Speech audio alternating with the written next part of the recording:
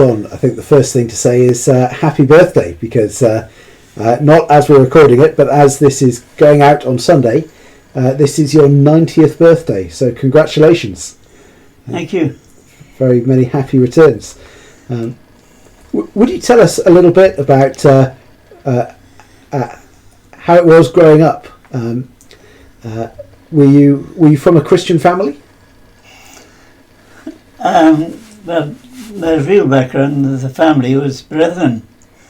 But I didn't go to church myself when I was very young. Occasionally, perhaps the Gospel Hall, just on the odd occasion, but that's all. No, my mother died when I was 8, so we lost contact with church or anything in there. And I moved about a lot from there onwards.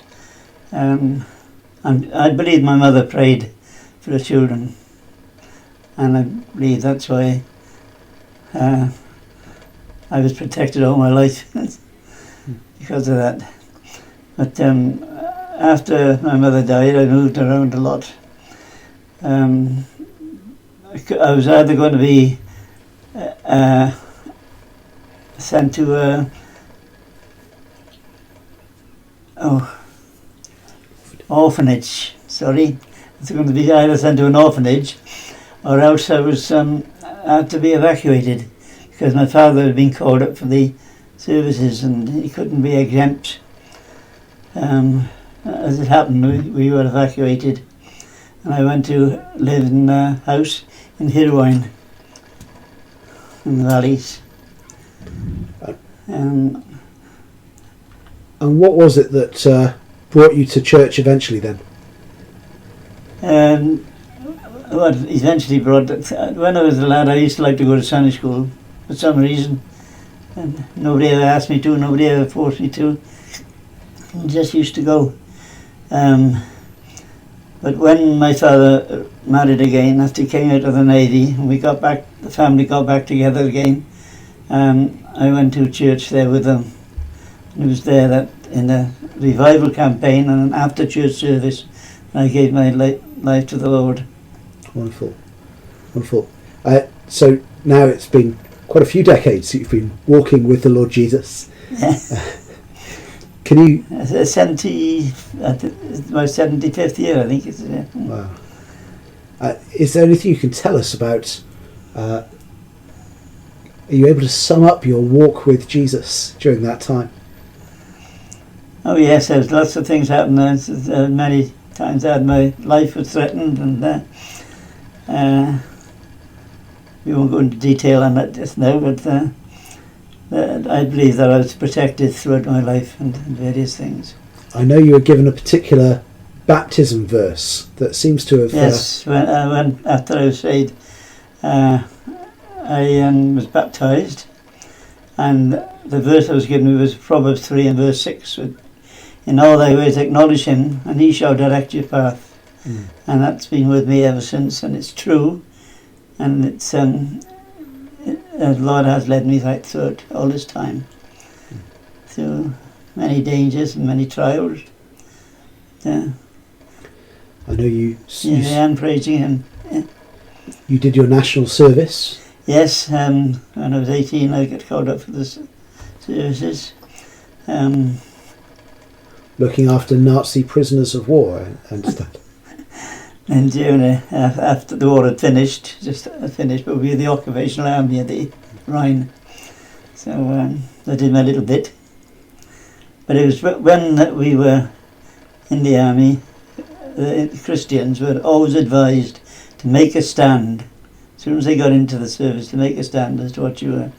And the very first day, with about 30 people in the barrack room for the first night, I read my Bibles. I always took my Bible with me wherever I went. And I read my Bible and I thought, now what do I do now? And as it was in those days, people would kneel and pray. They don't do that so much these days, do they? But I decided, well, I would kneel and pray.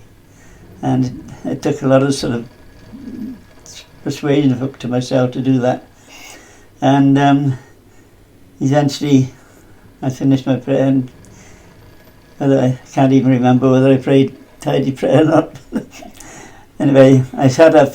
When I looked around, there was 3 or 4 other fellas, and they were kneeling down praying as well. So they were just waiting for somebody else to lead the way, like, you know. Got a bit of courage from your example, maybe. So they, so they were pleased that I made the first move, I suppose. Yes. Yeah. Well, when you came out of the army, you met and married Jean. Yes, I'd met Jean before that, when I was on one of my leaves, but she couldn't recognise me. My face was all battered after coming off a bicycle and going down the road on my face. Ouch. So I had extended leave then because I had concussion and what have you, like. Anyway, I didn't meet Jean really until I came out of the service, and we had a young people's group there, and that's when I met her, in the young people's group. And was it love at first sight? I don't think so. Not even, I didn't fall head over heels, sort of, but it grew. Lovely. Yeah. And it was obviously a very happy marriage, very successful marriage. 62 years, I think, and 5 children. Yeah, 5 lovely children. The Lord has been gracious and gave us 5 lovely children. He couldn't have been better. Now, obviously, these last couple of years have been very difficult. I mean, first losing Jean. It has, yes. And then again, remember Proverbs 3:6, and the Lord has led and guided me through all this time and trouble, and we've got through it. Trying to get used to the idea of Jean not being here. Still haven't got used to the idea after all this time. But we do miss her. How about I miss her tremendously. And you've always been serving in whichever church you've been in one way or another. Yes, yeah. I started teaching in the Sunday school just after I was saved. I was given a class of boys, 7-year-old boys, and they were quite lively, but we got through that. We progressed from there onwards. And latterly, setting up coffee morning and running services for the elderly in Oakland's home. That's been great. That's been a good blessing. That's every morning you go to coffee morning. Every coffee morning was tremendous. And we enjoyed it and blessed every Thursday. And had some lovely fellowship, really great fellowship in the coffee mornings. And we've enjoyed going to the Oakland's home once a month. They really enjoy us being there. They really sing their hearts out, the old dears there. So, as I say old dears, of course, some of them are younger than I am. Quite a few of them, I think, are younger. Possibly by a decade or more. But I know that this year you've had to do something that's very difficult for you, which is to stay in and keep to yourself. That's right. That's been a very difficult time staying in. It's been. I'm a person who likes to be on the move all the time, and staying in over the lockdown has been hard. What has helped during this year? Well, it's helped because Elizabeth's been popping in most days. She comes here about 5 days a week at the moment. That's been a great help. But I've really missed the fellowship of the church and the people in the church. But knowing that the Lord's presence has been here with me again, going back to Proverbs 3 and 6, He's been with me, guiding me right through all this period. And I'm sure that'll go on just the same. Now, some people have told me, the mechanic that did my MOT said, I don't know how I can celebrate Christmas this year. It doesn't feel Christmassy. Not being able to go to his children's Christmas play and all the rest of it. But I know that you are celebrating Christmas. What about Christmas makes you want to rejoice in it? The truth of the Christmas is it's not a fairy story. It's not something that we want to go out and get drunk and have a merry time. It's something that really happened. We've been blessed by knowing the real truth about Christmas. I know for many of us, when we think of Christmas, it's all about nostalgic memories of when we were young. I know that Christmas wasn't always quite like that for you. No.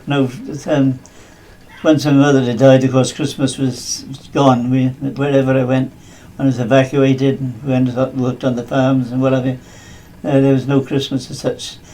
The one Christmas, the last Christmas on the farm, everything I had at Christmas was just one bar of chocolate. That's for Christmas and my birthday together. Wow, it's really splashed out there. Two other boys working on the farm with me, and I shared a bar of chocolate with them. Well, I bet that made that you was popular. Christmas. Well, with that in mind, I know there's a couple of verses that you're going to read for us from Galatians chapter 4, verses 4 and 5.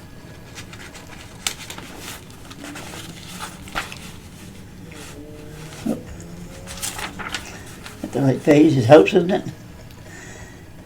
But when the fullness of time had come, God sent forth his Son, born of a woman, born under the law, to redeem those who were under the law, that we might receive the adoption as sons. And because you are sons of God, God has sent forth his Spirit of his Son into your hearts, crying out, Abba, Father. Isn't that glorious? What a glorious truth to end on. Yeah, it is, isn't it? Yeah. Once again. The right time of the year to read that verse. Absolutely.